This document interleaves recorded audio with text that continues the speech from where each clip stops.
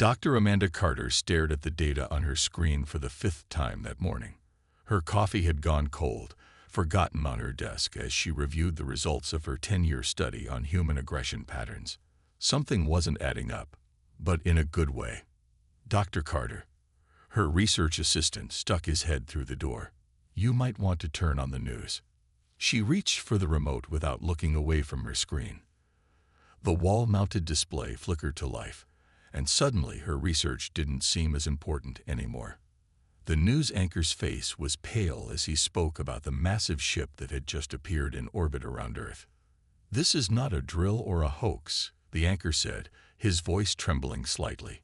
"We have confirmed first contact with an alien species." Amanda's phone buzzed.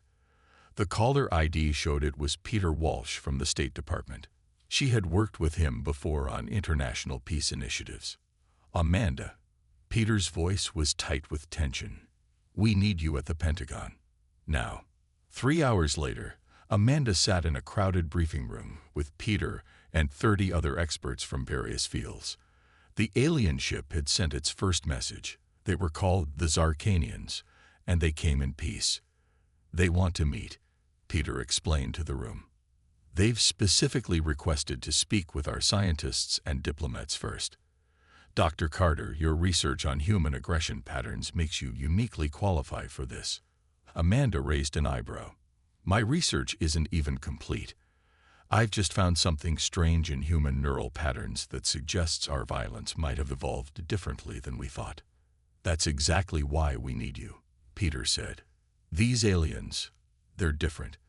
The preliminary scans of their ship show no weapons. None. They're practically defenseless up there." The room burst into murmurs. A species advanced enough for interstellar travel, but without weapons, it seemed impossible. 2 days later, Amanda stood beside Peter in a hastily prepared meeting room at a secure facility in Virginia. Her heart pounded as the door opened and 3 Zarkanians entered. They were tall, with iridescent skin that seemed to shift colors with their movements. Their large eyes blinked slowly as they took in the humans before them. The tallest one stepped forward. "I am Vital, Supreme Minister of the Zarkanian Collective. We are honored to meet you." Their English was perfect, clearly learned from Earth's broadcasts. Vital's eyes fixed on Amanda with an intensity that made her shift uncomfortably. "You are Dr. Carter?" Vital asked. "We intercepted your recent paper on neural pattern analysis. It's part of why we chose Earth for first contact." Amanda exchanged surprised looks with Peter. Her paper hadn't even been published yet. Over the next few hours, they learned that the Zarkanians had been observing Earth for several years. They were part of a vast network of peaceful civilizations, but Earth was different from any planet they'd encountered before.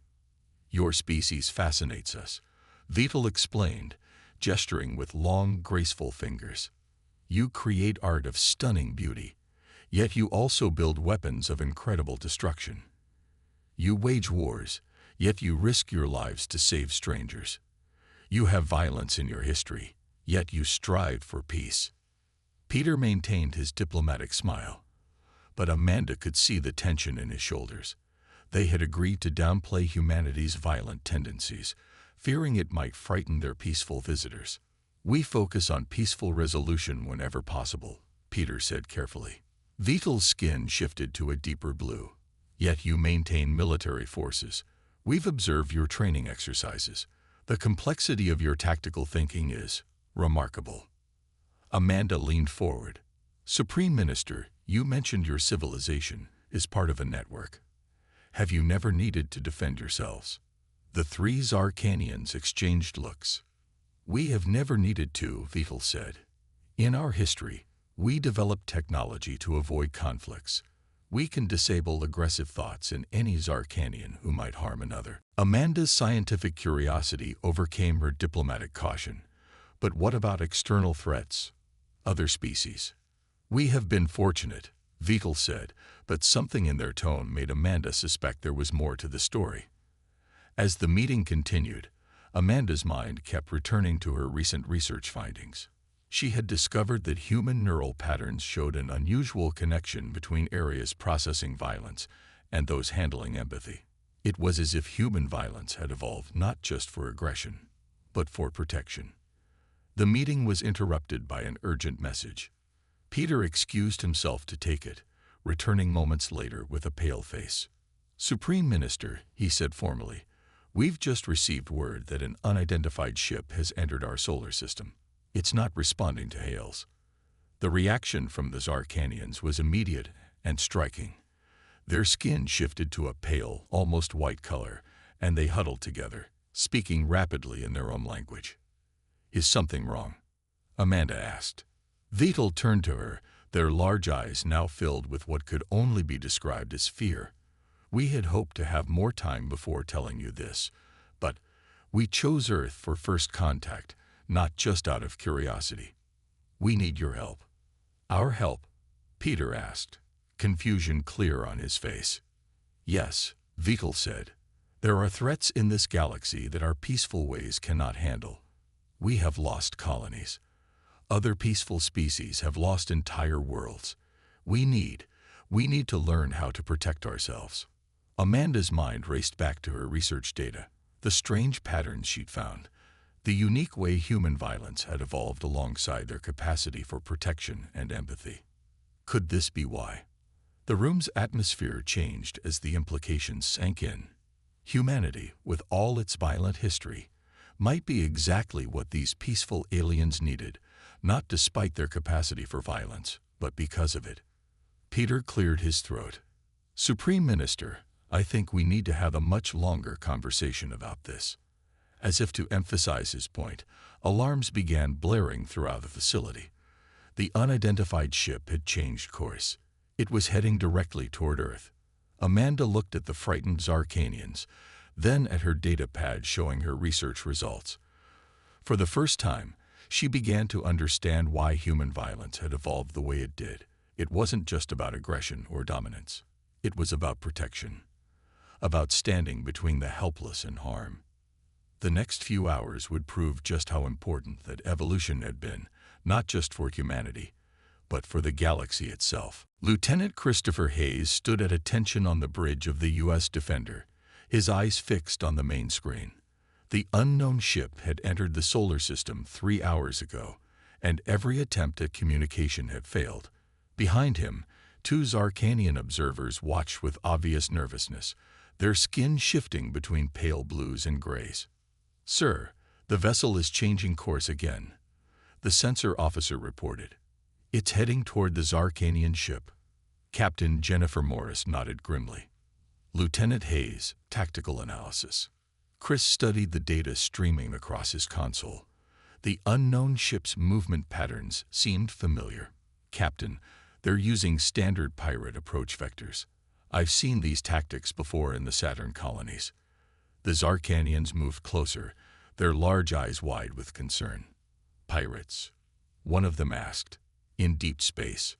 Space is big, but resources are valuable," Chris explained, keeping his voice calm. "Some people choose to take rather than trade." The unknown ship suddenly accelerated, weapons coming online. The Zarkanian vessel, true to what they'd learned about their new allies, had no defensive capabilities at all. Captain Morris straightened in her chair. "Lieutenant Hayes, options." Chris's fingers flew across his console. "Their shield configuration is similar to what we've seen before. If we time it right." He paused, looking at his captain. "We can stop them without destroying their ship." The captain nodded. "Do it." What happened next would change the galaxy's understanding of humanity forever.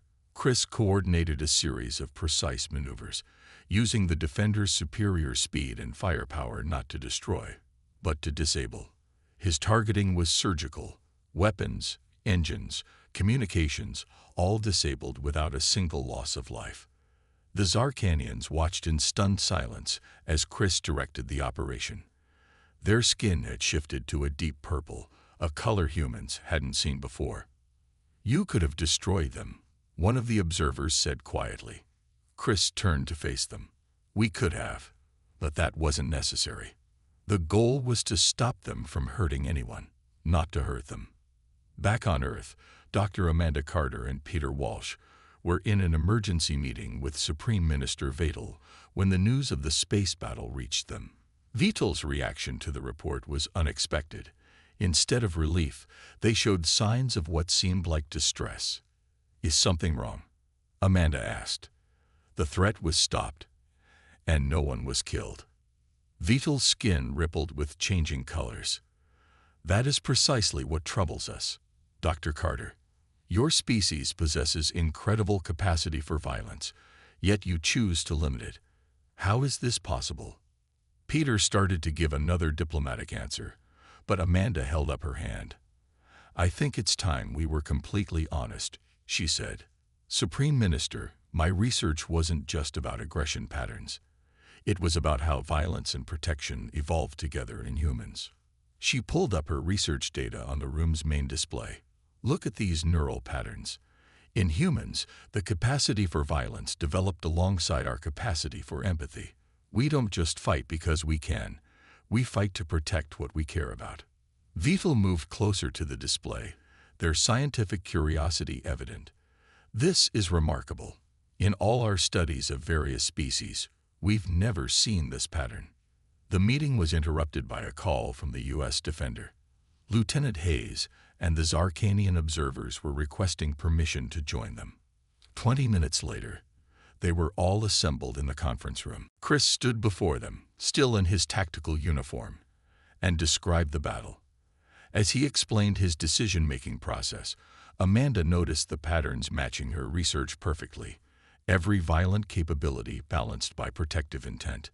"The pirates had superior firepower," Chris explained, "but they were predictable.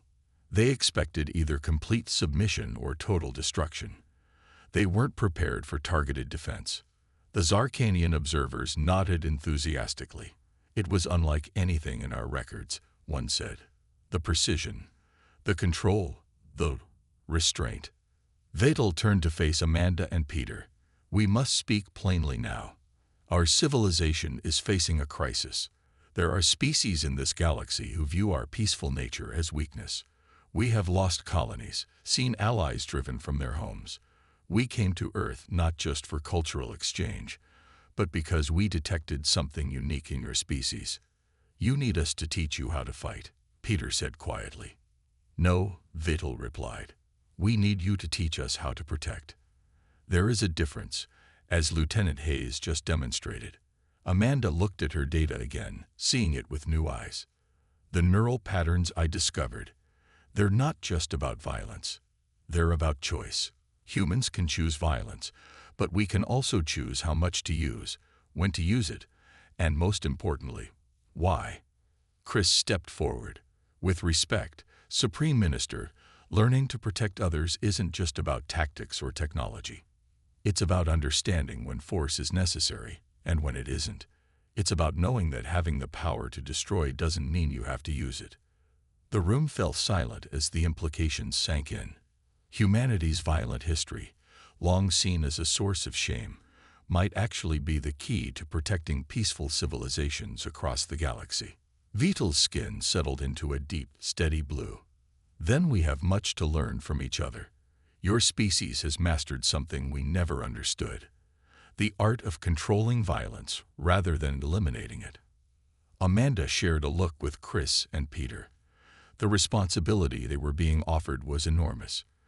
Teaching a peaceful species about violence, even defensive violence, could change them forever.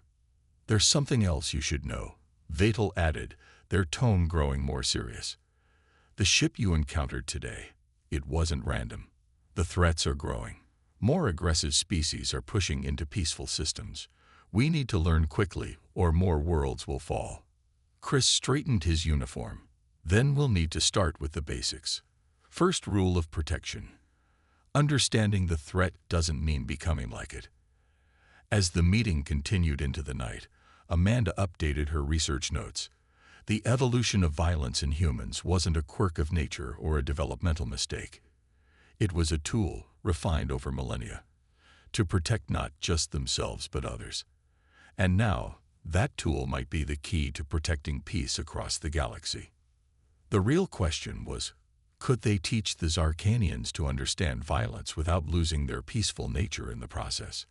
The answer would reshape the future of both their species. Dr. Amanda Carter watched through the observation window as Lieutenant Chris Hayes worked with a group of Zarkanian scientists. It had been 2 weeks since the pirate incident, and things were moving quickly. Too quickly, perhaps. Their brain patterns are changing, said Kellix, the lead Zarkanian researcher, standing beside her. His skin shimmered with hints of green, which Amanda had learned meant deep concentration. Is that a problem? She asked, looking at the data on her tablet. Not exactly, Kellix replied. But it's unexpected. Just watching humans train is affecting our neural pathways. We're adapting. Inside the training room, Chris was showing the Zarkanians basic defensive moves. They were surprisingly quick learners, though their natural distaste for violence made progress slow. One of them, a female named Naira, showed particular promise. Again, Chris said patiently, as Naira practiced blocking a punch. Remember, you're not trying to hurt me. You're preventing harm to yourself. Amanda made notes as she watched. The Zarkanians who showed the most progress were those who focused on the protective aspects rather than the violent ones. It matched her research perfectly. Dr. Carter, Kellix said suddenly, his skin flushing orange with excitement. Look at this brain scan. Amanda looked at the display. The neural patterns of the training Zarkanians were beginning to show familiar formations, similar to human patterns, but not quite the same. They're developing protection pathways, she said, amazed. But they're doing it differently than humans did. They're starting with empathy and building protection around it, while humans developed both simultaneously. The observation was interrupted by Peter Walsh entering the room. His face was serious. We have a problem, he said. The Morthul have attacked another peaceful system. The Morthul, the aggressive species that had been threatening peaceful worlds. The very reason the Zarkanians had sought out humanity's help. In the training room, Chris called for a break. Naira approached the observation window, her skin a mix of blue and gray. How many? She asked simply. A small colony, Peter replied. Most escaped, but the settlement is gone. Amanda watched as Naira's skin shifted to a deep dark purple, a color they'd never seen before. I need to train more, she said firmly. Over the next few hours, Amanda and Kellix worked together, comparing notes and brain scans. What they found was fascinating. The Zarkanians weren't just learning fighting moves. They were developing entirely new neural pathways. Look here, Kellix pointed to a scan. This area used to be inactive in our species. It's where we suppressed aggressive impulses. But now, it's not becoming aggressive, Amanda finished. It's becoming protective. Your brains are learning the difference. In the training room, Chris had moved on to tactical scenarios.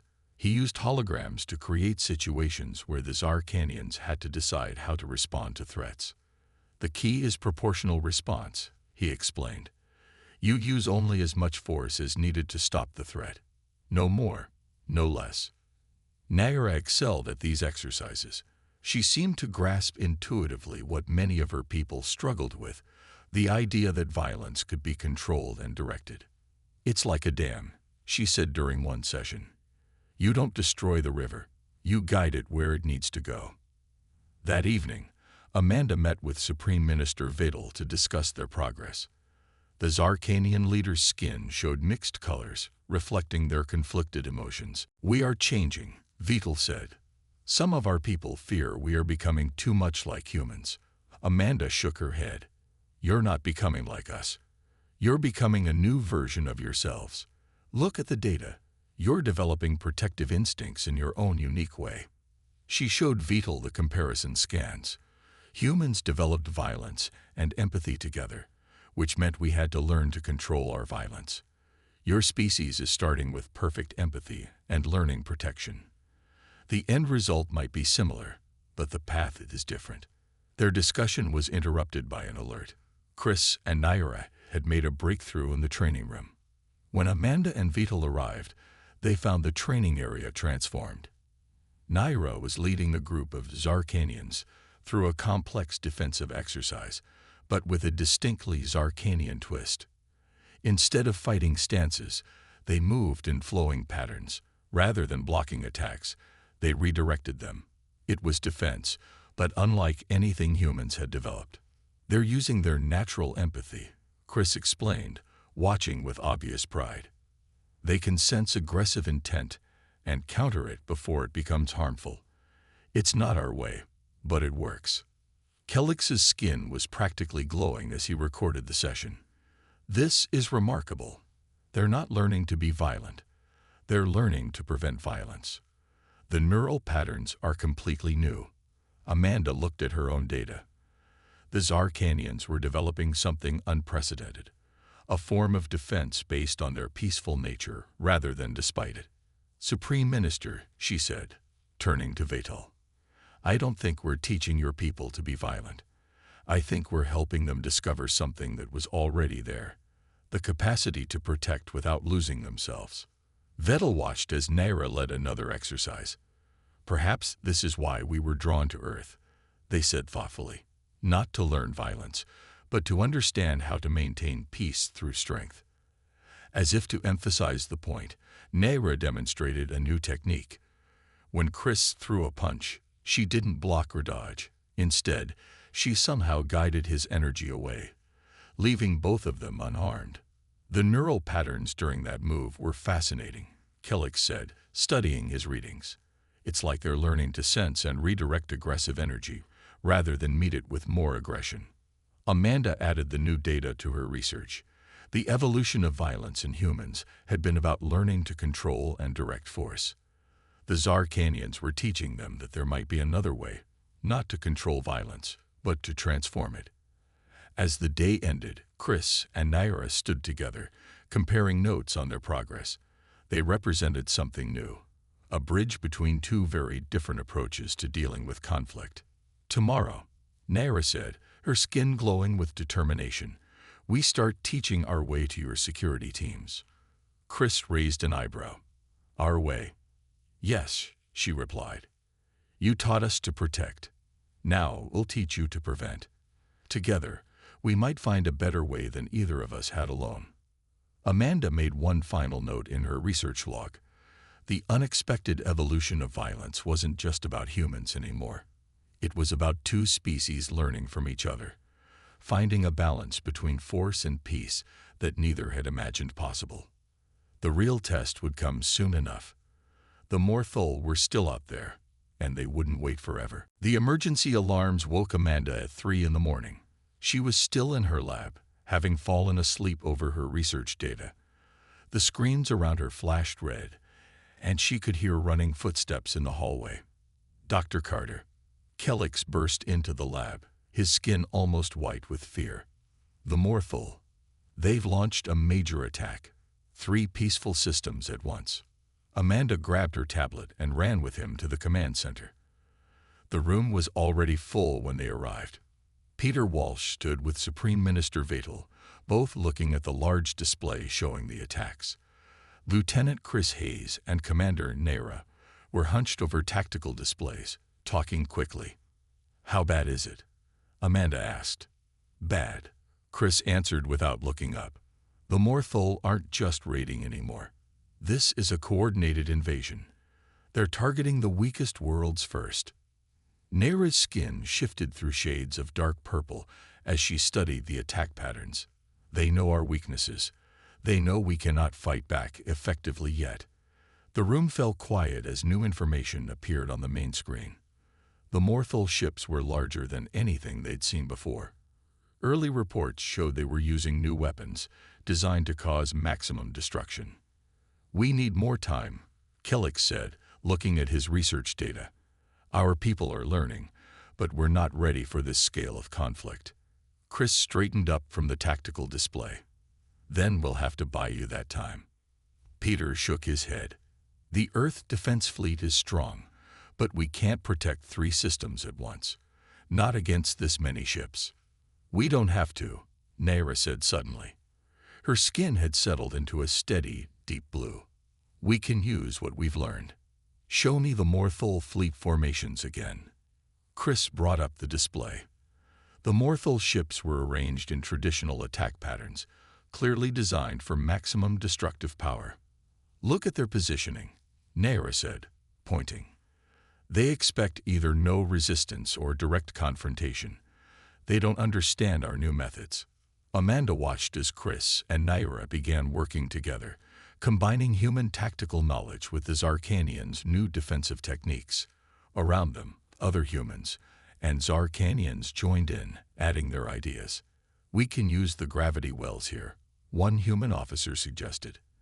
And our ships can coordinate using our empathic abilities, a Zarkanian added. They won't expect that. Supreme Minister Vital moved closer to Amanda. Will it be enough? Amanda looked at her research data, then at the group working together. Maybe that's not the right question, she said. Maybe we should ask, what will we learn from this? The next few hours were intense. Ships were moved into position. The Earth Defense Fleet split into 3 groups, each paired with Zarkanian vessels. It wasn't much, but it was all they had. Chris and Naira would lead the main defense force. Their training sessions together had created something new, a fighting force that combined human tactical skill with Zarkanian empathic abilities. Remember your training, Chris told the combined crews over the comm system. We're not here to destroy. We're here to protect. Amanda and Kelix set up monitoring systems to track both human and Zarkanian neural patterns during the battle. What they saw amazed them. As the Morthal ships entered the first system, they met something they'd never encountered before. The human ships didn't attack head-on. Instead, they used complex maneuvers, herding the Morthal into positions where their own power worked against them. The Zarkanian ships, previously defenseless, now moved with unexpected grace. They couldn't match the Morthal's weapons, but they could sense hostile intent and move before the attacks came. Look at these patterns, Kelix said excitedly, pointing to his screen. The neural synchronization between human and Zarkanian crews is unprecedented. Amanda watched the battle unfold. The Morthal clearly expected either easy victories or suicidal last stands. Instead, they found themselves facing an enemy that refused to play by their rules. In the second system, a group of Morthal ships cornered a civilian transport. They fired their weapons, expecting an easy kill. Instead, 3 Zarkanian ships moved in perfect coordination, creating an energy field that redirected the attack harmlessly into space. That's not possible, one of the human officers said. Their ships don't have that kind of capability. They didn't, Kelix replied. But they're learning. Look at the neural patterns. They're not just deflecting energy, they're transforming it. The battle continued for hours. The Morthal had superior numbers and firepower, but they faced an enemy that seemed to predict their every move. Human tactical knowledge combined with Zarkanian empathic abilities created a defense they couldn't break. Status report. Peter called out as new data came in. 2 civilian ships lost. Chris replied grimly. But we've evacuated most of the colonies. The Morthal are falling back in all 3 systems. Naira's voice came over the comm. Their patterns are changing. They're confused. They don't understand why their attacks aren't working. Amanda looked at her neural pattern data. What she saw made her grab Kelix's arm in excitement. Look at this. The combined crews, their patterns are perfectly aligned. They're not just working together, they're thinking as one. The Morthal made one final push, concentrating their forces on a single target. It should have been overwhelming. Instead, they found themselves caught in a complex web of coordinated movements. Human ships herded them into positions where Zarkanian vessels could redirect their own energy back at them. They're retreating, Chris announced finally. All 3 systems are clear. The command center erupted in cheers, but Amanda noticed something interesting. The humans and Zarkanians celebrated differently. The humans with loud voices and raised fists, The Zarkanians with quiet dignity and color-changing skin, but they celebrated together. Later, as they reviewed the battle data, Amanda and Kellix made an extraordinary discovery. The neural patterns are permanent, Kellix said, his skin shifting through shades of green and blue. The changes we've seen in our people, they're not temporary adaptations. We're evolving. Amanda nodded. Not just your people. Look at the human patterns. They're changing too. We're learning from each other. The crisis had been averted, but everyone knew it was only the beginning. The Morthul would be back, probably with new tactics and weapons. But they would find their enemies change, evolved, stronger. We won something more important than a battle today, Naira said as they finished the debriefing. We proved that peace and strength aren't opposites. They're partners. Chris smiled at her words, and we're just getting started. Amanda made her final notes for the day. The unexpected evolution of violence had taken another turn. It wasn't just about learning to fight or choosing peace anymore. It was about finding a whole new way to exist in the galaxy. The real question was, what would they become next? 1 month after the battle, Captain Laura Mitchell stood in the new Joint Defense Training Center, watching as human and Zarkanian crews trained together. The facility, built in record time on a neutral space station, represented something that had never existed before, a place where peaceful and protective instincts could merge. Their progress is remarkable, Dr. Amanda Carter said, standing beside her. They watched as Commander Naira led a group through a complex exercise that combined human combat techniques with Zarkanian empathic abilities. It's like watching two rivers join, Laura replied, creating something entirely new. Lieutenant Chris Hayes approached them, looking tired but satisfied. He had been working almost non-stop since the battle, helping to develop new training programs. The latest neural scans are in, he said, handing Amanda a tablet. You're going to want to see this. Amanda's eyes widened as she studied the data. The changes they had seen during the battle weren't temporary. Both species were adapting in ways no one had predicted. The human crews are showing increased empathic sensitivity, she explained, and the Zarkanians are developing new neural pathways for tactical thinking. But they're not losing their peaceful nature. They're enhancing it. Across the training floor, a human security team was learning Zarkanian energy sensing techniques. Their instructor's skin shifted through calming shades of blue as she guided them. Feel the intent behind the motion, the instructor said. Violence has a signature. Once you can sense it, you can redirect it. In another area, Naira worked with a mixed group on what they now called protective response patterns. It wasn't fighting in the traditional sense. Instead, it was a new way of dealing with conflict that drew from both species' strengths. The Morthul will attack again, Laura said, watching the training. Our scouts report they're building up their forces, but they don't understand what they're really facing. Amanda nodded. They think we're just teaching the Zarkanians to fight. They don't realize we're all becoming something different. The station's alert system interrupted their conversation. A message from Supreme Minister Vital was coming in from the Zarkanian homeworld. They gathered in the command center, where Peter Walsh was already waiting. Vital's image appeared on the main screen, their skin showing a mix of colors that indicated both concern and hope. We've received reports from our outer colonies, Vital said without preamble. The Morthul are changing their tactics. They're targeting our communication networks, trying to isolate worlds before attacking. They're learning, Chris said grimly, adapting to what we showed them in the last battle. Yes, Vital agreed, but so are we. Commander Naira, please share your findings. Naira stepped forward, her skin glowing with a steady, confident blue. We've discovered that our empathic abilities can be used to create a kind of backup communication network. Even if they destroy our technical systems, they cannot block our ability to sense each other. Laura leaned forward, interested. Could we integrate that with our tactical communications? We already are, Chris said. The joint crews are developing a hybrid system, human tactical data combined with Zarkanian empathic signals. The Morthul won't be able to jam it because they won't even know it exists. Amanda pulled up her latest research data. Look at these patterns, she said, pointing to a series of mural scans.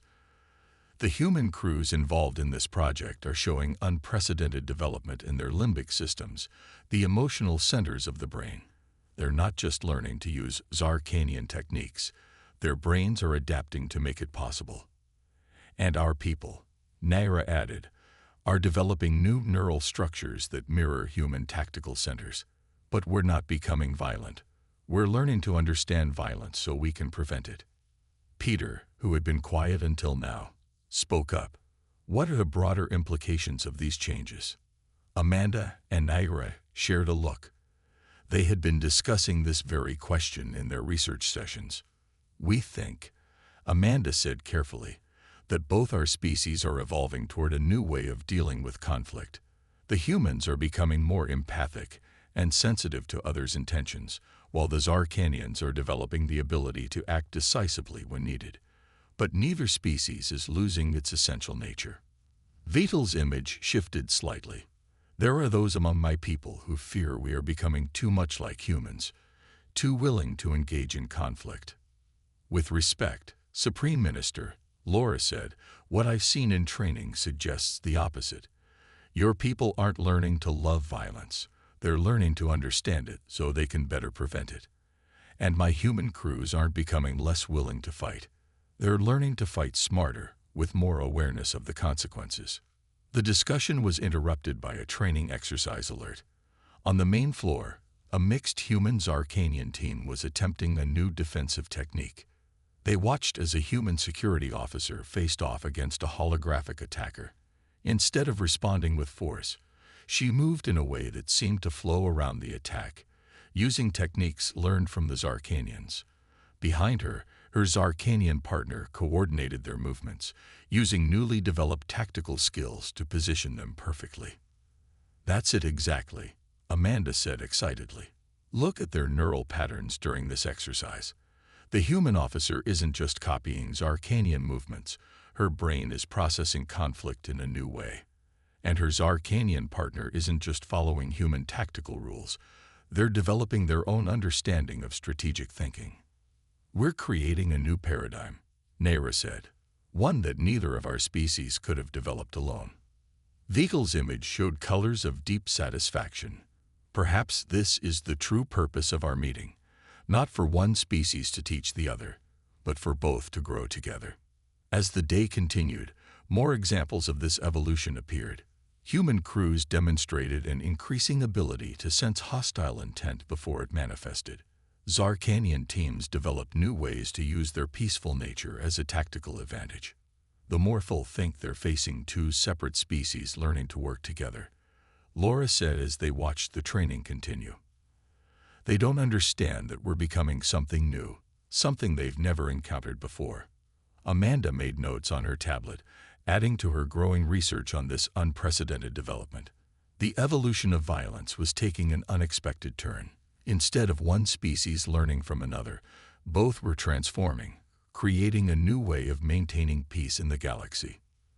The real question, she said, looking at the mixed crews working together, is where this evolution will lead us. The answer would come sooner than any of them expected. The Morthul were gathering their forces for what they thought would be a decisive strike. They didn't realize they would be facing an enemy that had evolved beyond their understanding of conflict. The next battle would change everything. The Morthul attack fleet appeared exactly where Dr. Amanda Carter predicted it would. Her research into aggressive behavior patterns had paid off in an unexpected way. It helped them understand not just how violence evolved, but how it would be used. They're following the same patterns they've always used, she explained to the Joint Command Center. They believe overwhelming force is the only answer. Captain Laura Mitchell stood at the main tactical display, with Commander Naira beside her. The Morthul fleet was massive, nearly 1,000 ships strong. It was meant to be their final solution to the peaceful species they saw as weak. They still think they're fighting the old versions of us, Naira said, her skin glowing with a steady, confident blue. They don't understand what we've become. The combined human-Zarkanian defense fleet waited in formation. It was smaller than the Morthal force, but size wasn't what mattered anymore. 3 months of evolution had changed everything. All ships, report status. Laura called out. One by one, the joint crews checked in. Each ship now had both human and Zarkanian crew members, their minds linked in ways that would have been impossible before. They didn't just work together. They fought together, moved together, understood each other at a level that went beyond words. Lieutenant Chris Hayes' voice came over the comm from his position on the front line. They're moving into attack formation, just like we expected. The Morthal ships spread out in a classic assault pattern, their weapons charging. They had learned from their previous defeats and added new weapons, new shields, new tactics. But they were still thinking in old ways. Remember your training, Laura broadcast to the fleet. We're not here to destroy. We're here to protect. The battle began with a massive volley from the Morthal fleet. They expected their targets to either flee or be destroyed. Instead, something extraordinary happened. The human Zarkanian ships moved in patterns that seemed to defy physics. Human tactical knowledge combined with Zarkanian spatial awareness allowed them to flow around the attacks like water around rocks. Neural patterns are stable, Amanda reported from her monitoring station. The crew links are holding strong. Kellix, working beside her, added, the empathic network is operating at full capacity. All ships are connected. The Morthal pressed their attack, concentrating fire on what they thought were weak points. But there were no weak points anymore. Where human shields failed, Zarkanian energy redirection took over. Where Zarkanian systems were strained, human ingenuity found solutions. Look at their formation, Chris called out. They're starting to break pattern. They don't understand what they're seeing. He was right. The Morthal commanders were facing something they had never encountered in all their years of conquest, an enemy that refused to be either predator or prey. Laura and Naira coordinated the defense with perfect synchronization. Human weapons disabled rather than destroyed. Zarkanian abilities predicted and prevented attacks before they could begin. It was combat evolved into something new, protection taken to its highest form. Their flagship is changing course, one of the sensor operators reported. They're trying to break through to the civilian evacuation routes. No, Laura said firmly. They won't get through. What happened next would be studied by military historians for generations. The combined fleet moved as one organism, guided by both tactical brilliance and empathic understanding. They didn't just stop the Morthal advance. They reshaped it. Look at these readings, Amanda said excitedly. The neural links between crews are affecting the Morthal. Their aggressive patterns are being disrupted by our empathic field. The Morthal ships began to show signs of confusion. Their well-practiced attack formations fell apart as they faced an enemy that seemed to know their moves before they made them. Now, Laura commanded. Phase 2. The combined fleet shifted formation. This was what they had been training for. Instead of attacking the Morthal directly, they began to create what Naira called a peace pattern, a complex web of movements and energy that didn't just defend, but actively promoted calm. Their weapon systems are powering down, Chris reported, amazement in his voice. The empathic field is actually affecting their crews. Amanda watched her monitors in fascination. The Zarkanian ability to sense and influence emotions, combined with human understanding of tactical psychology, was having an unprecedented effect. We're not just stopping them, she realized. We're showing them another way. The Morthal flagship, its crew caught in the empathic field, finally opened communications. Their commander appeared on the main screen, looking shaken. What is this? He demanded. What have you done to us? Laura stepped forward. We've shown you what you never understood. That true strength isn't about destruction. It's about protection. The battle ended not with a decisive victory or a crushing defeat, but with something entirely new understanding. The Morthal fleet, their aggressive instincts calmed by the empathic field, began to stand down. Neural patterns are stabilizing across all ships, Amanda reported. Even the Morthal crews are showing new patterns. They're changing. In the aftermath, as the combined fleet helped secure the Morthal ships, Amanda and Kellix made a startling discovery. The changes aren't temporary, Kellix said, his skin showing patterns of deep green. The color of discovery. The Morthal crews exposed to the empathic field are developing new neural pathways, like what happened with us, but faster. Supreme Minister Vital, watching from the Zarkanian homeworld, spoke what everyone was thinking. Perhaps this is the true evolution of violence, not its elimination, but its transformation into something that protects rather than destroys. Laura looked at her crew, humans and Zarkanians working together as if they had never been separate species. We've created something entirely new, she said, a way of keeping peace that doesn't require either perfect tranquility or overwhelming force. Chris and Naira, their neural patterns now permanently linked after months of working together, began coordinating the fleet's next moves. They didn't need to speak. They understood each other at a level that went beyond words. The real work begins now, Amanda said, looking at her final research notes. Teaching others what we've learned. Showing them that strength and peace aren't opposites, they're partners. As the combined fleet moved through space, helping former enemies become new allies, Amanda made one last entry in her research log.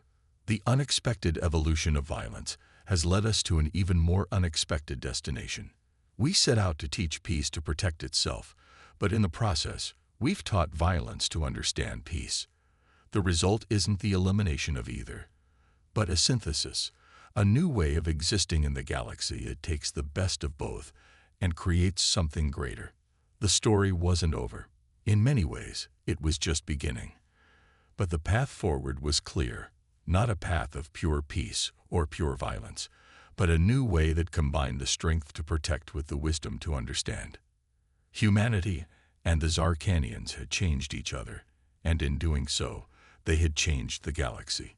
The unexpected evolution of violence had become the expected evolution of protection. And the galaxy would never be the same.